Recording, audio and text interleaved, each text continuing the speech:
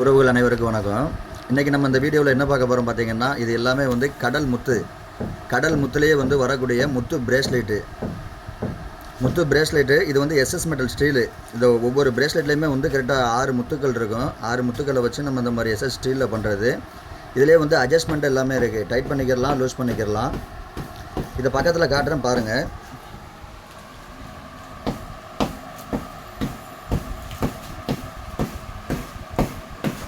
SS metal steel இந்த கம்பிலாம் வந்து கருக்காது, காலத்துக்கும் அப்படியே கிடக்கும்.